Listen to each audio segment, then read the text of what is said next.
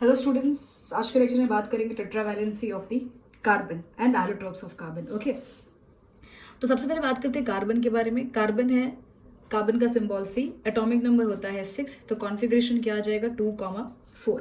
ना बच्चों, यहाँ पे साफ साफ दिख रहा है दो शेल्स है।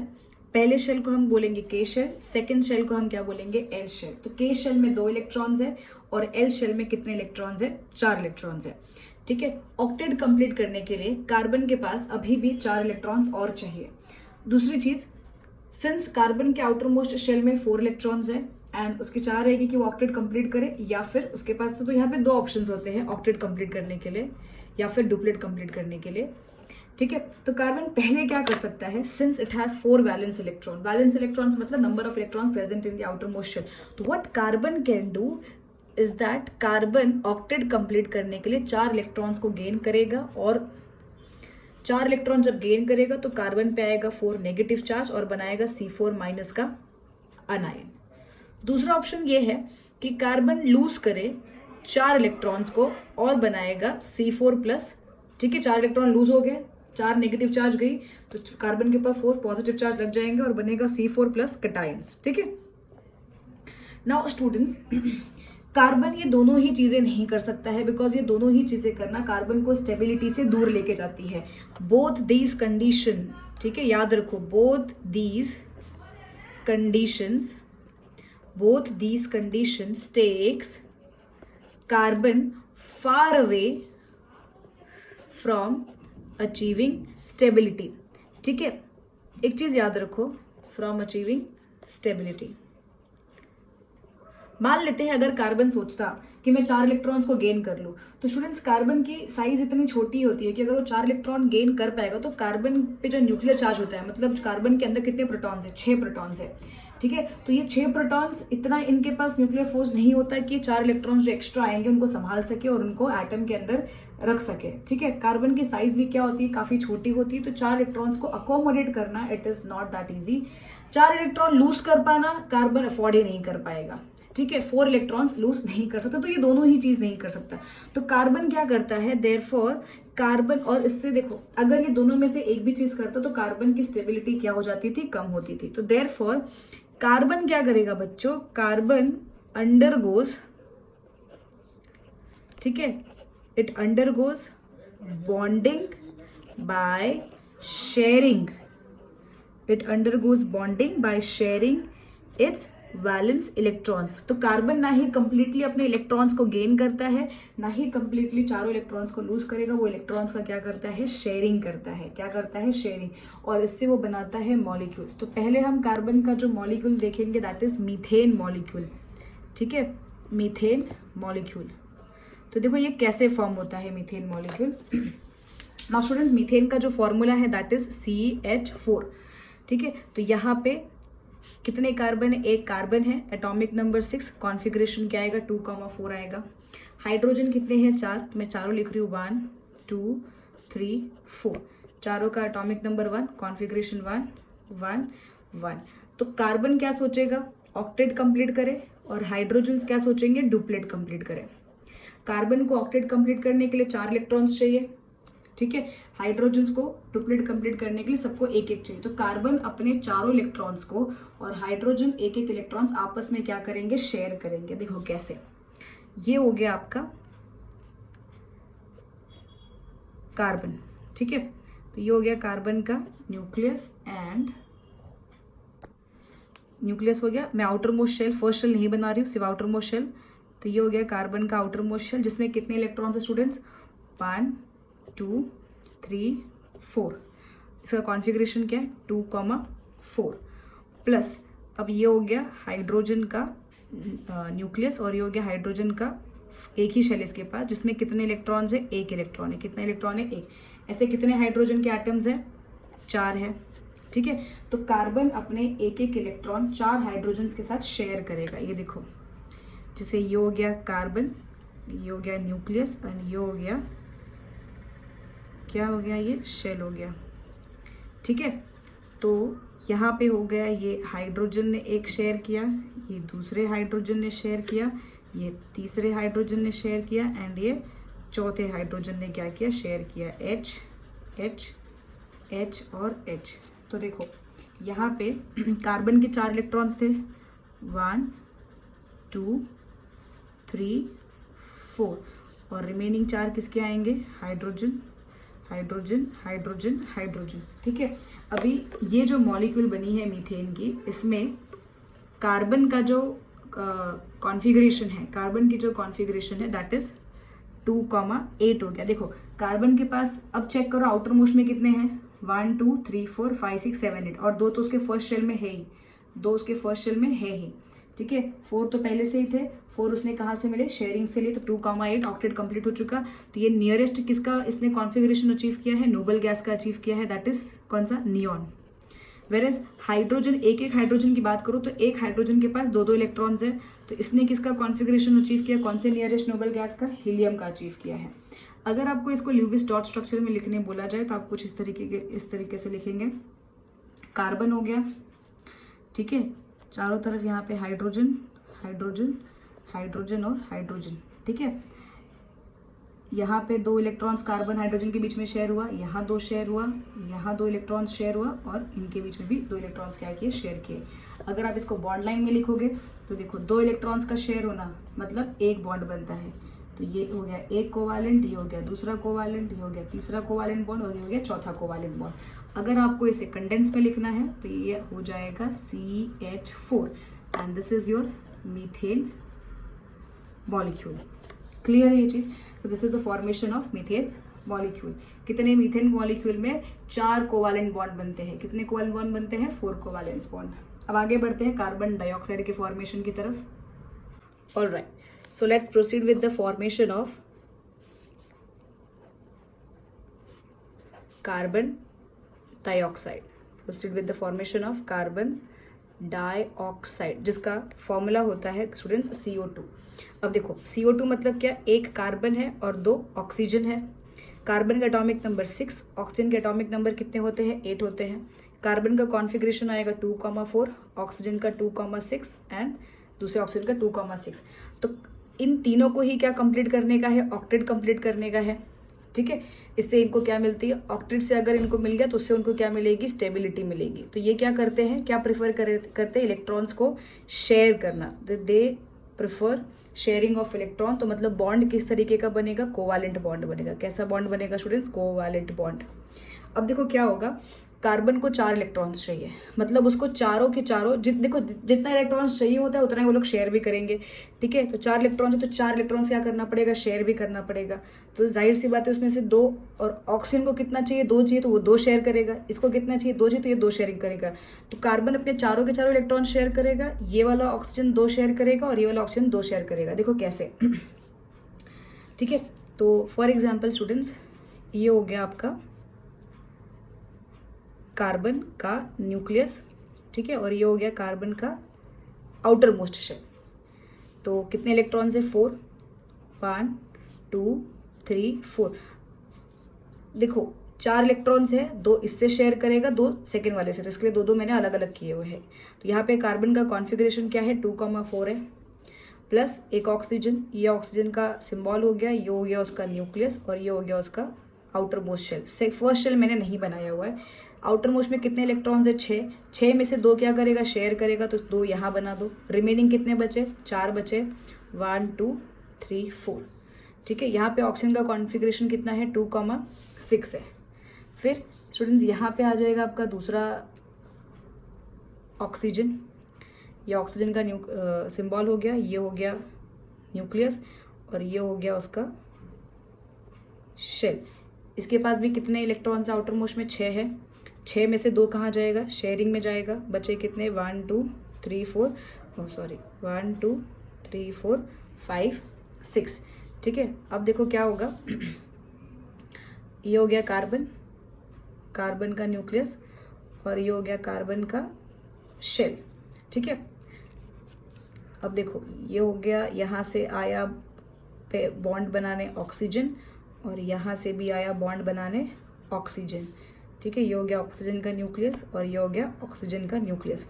अब ध्यान से देखो, कार्बन अपने दोनों ही इलेक्ट्रॉन क्या करेगा, शेयर करेगा। तो ये इलेक्ट्रॉन कार्बन का, ये इलेक्ट्रॉन कार्बन का, ये इलेक्ट्रॉन कार्बन का, ये इलेक्ट्रॉन कार्बन का। ऑक्सीजन ये 2 दे रहा है, ये भी 2 देगा, ठीक है, 1 2 1 2।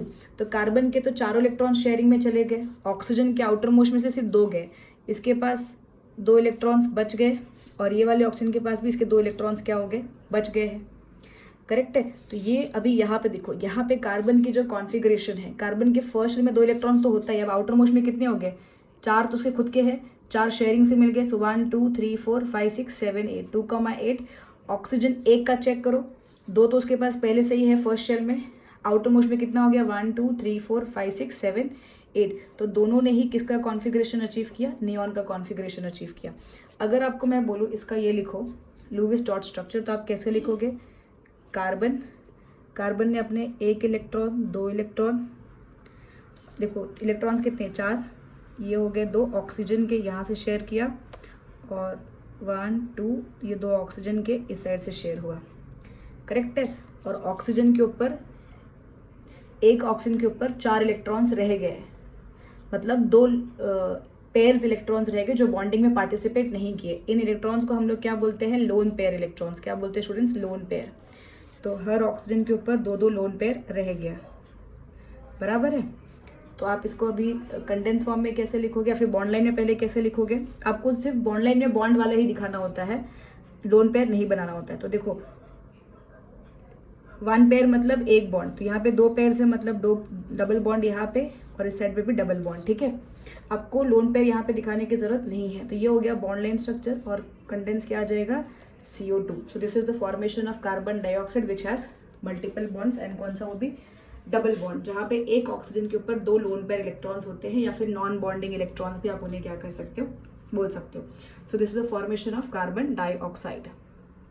स्टूडेंट्स नेक्स्ट बात करते हैं formation of acetylene. Formation of acetylene, ठीक है।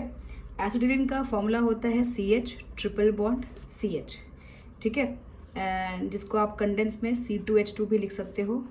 और दूसरी चीज़, इसे हम इथाइन भी कहते हैं। क्या कहते हैं बच्चों, इथाइन कहते हैं। तो देखो कैसे बनता है, यहाँ पे 2 कार्बन से और हाइड्रोजन कितने हैं, 2 है। कितने कार्बन से बोलो, 2 कार्बन से, और हाइड्रोजन कितने हैं, 2 है, ठीक है। तो मैं लिख देती हूँ यहाँ पे carbon atomic number 6, configuration 2,4, hydrogen, एक सेकेंड, 2 कार्बन है ना, तो दोनों ही लिखती हूँ मैं, 2,4, हाइड्रोजन कितने हैं, 2 है, तो आप 2 लिखो, एटॉमिक नंबर 1 1, कॉन्फ़िगरेशन क्या आएगा, 1 1 आएगा।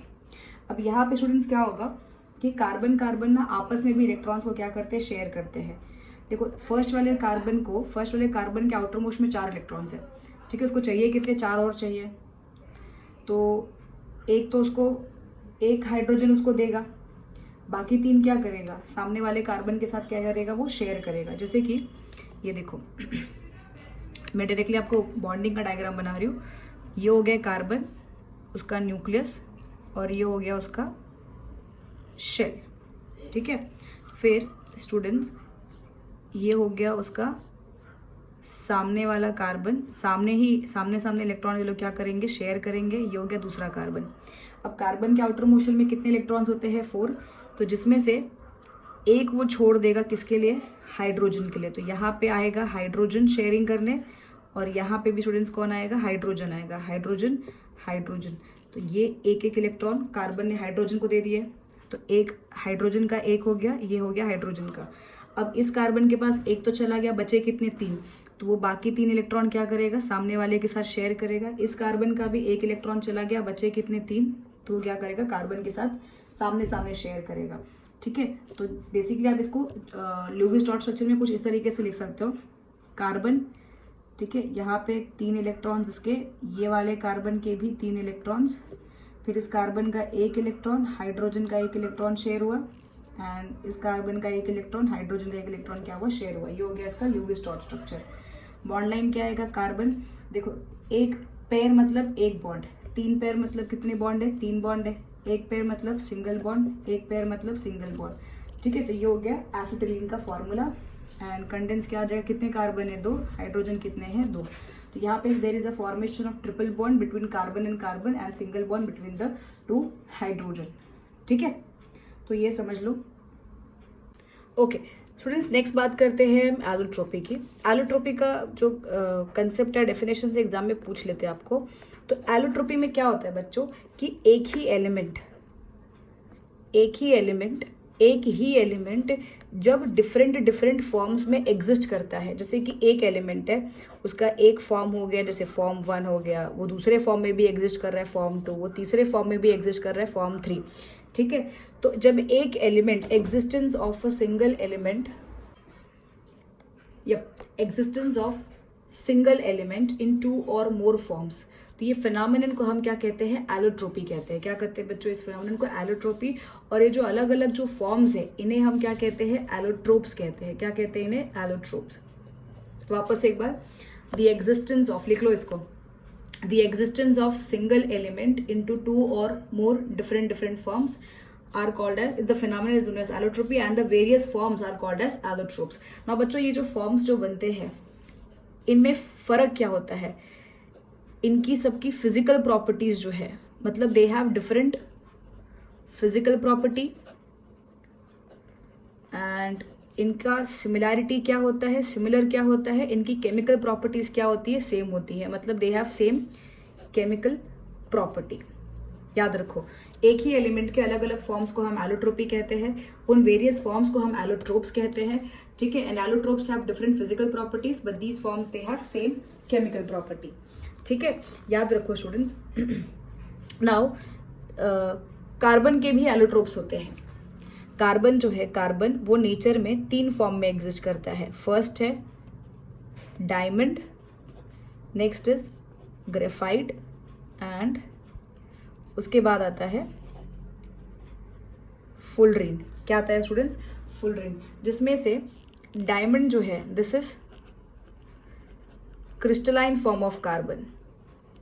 डायमंड क्या है बच्चों, crystalline form of carbon. Graphite भी जो है ये भी क्या है, crystalline form of carbon.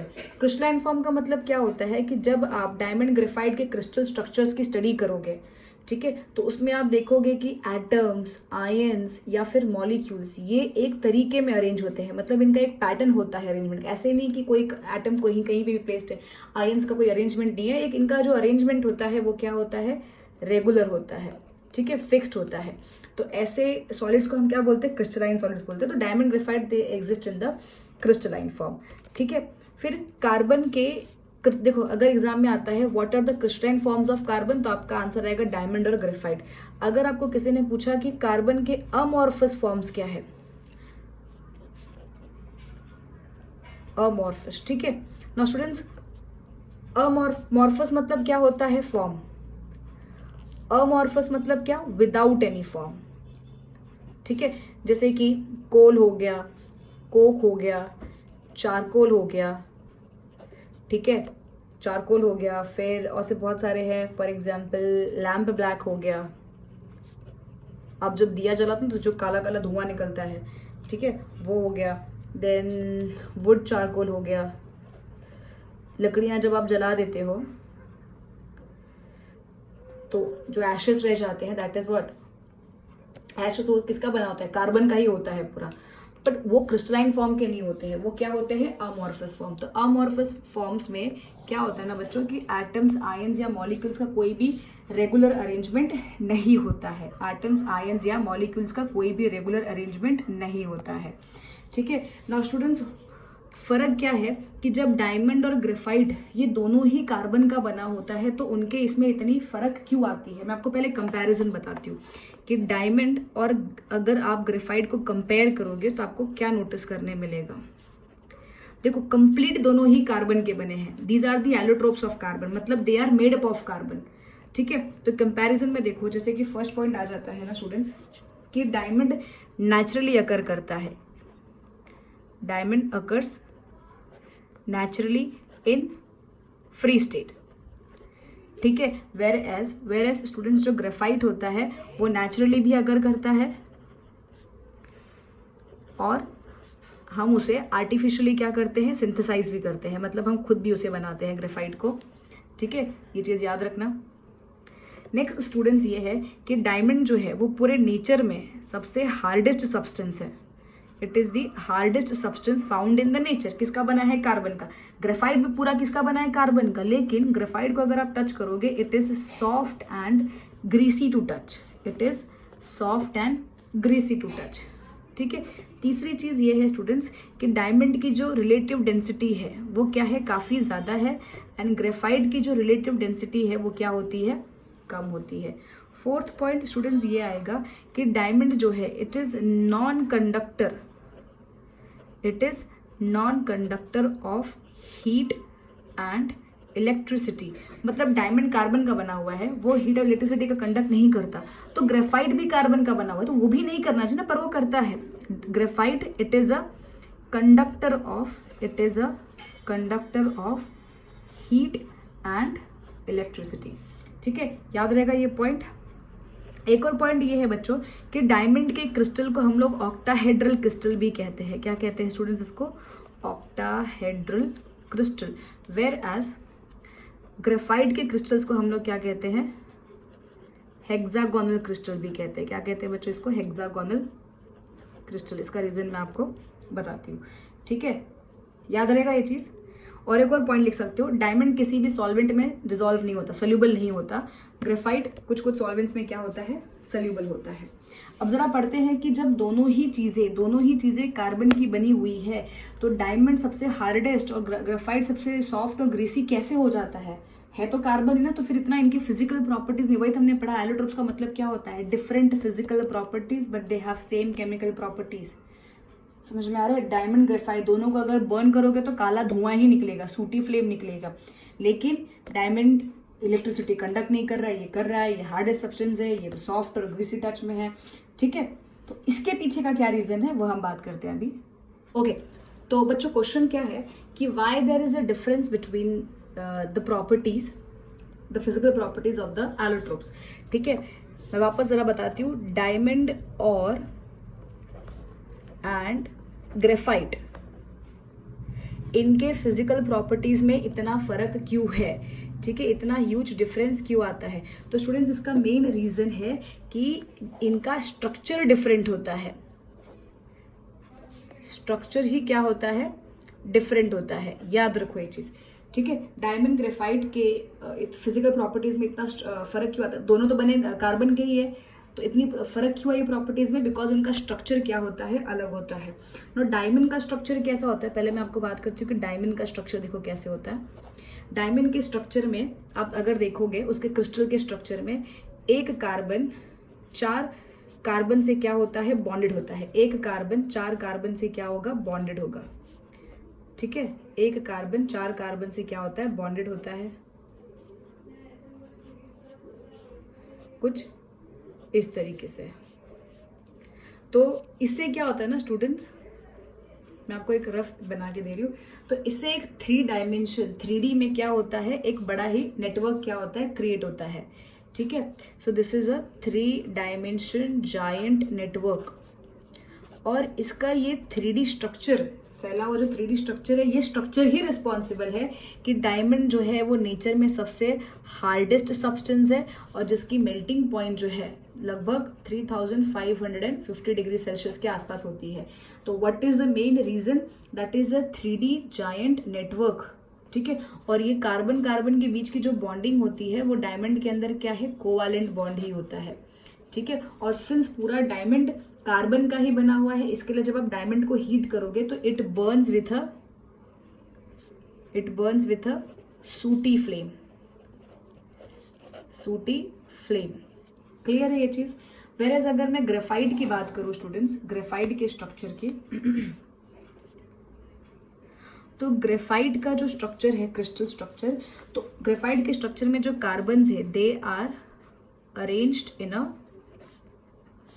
Flat parallel layers. जैसे कि ग्रेफाइट में क्या होता है बच्चों, ये देखो इस तरीके का, ये जहां जहां वर्टेक्स है ना, यहां समझो क्या है, कार्बन है। ठीक है, यहां क्या है, कार्बन है।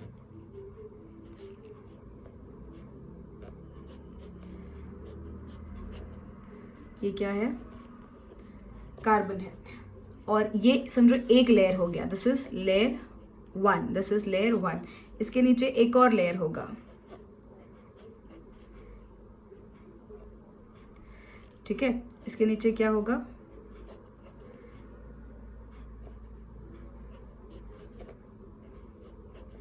ये हो गया लेयर 2। ये सब क्या है, कार्बन है।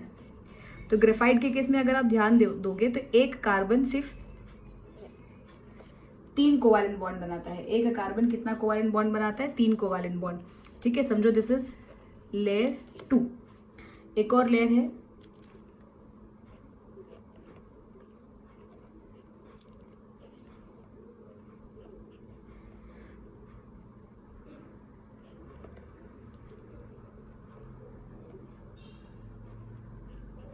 ठीक है, एंड दिस इज लेयर 3।